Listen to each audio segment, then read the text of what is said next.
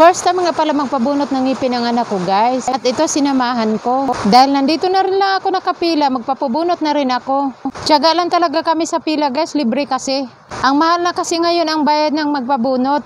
At ayan, napilitan kaming pumila. May bunot kasi na libre dito sa lugar namin. Mabuti naman kahit pila, nakaupo naman lahat. Ang last ko yata ang pabunot ng ngipin ay year 2000. Ang tagal na rin. Kaya para na rin ako naninibago.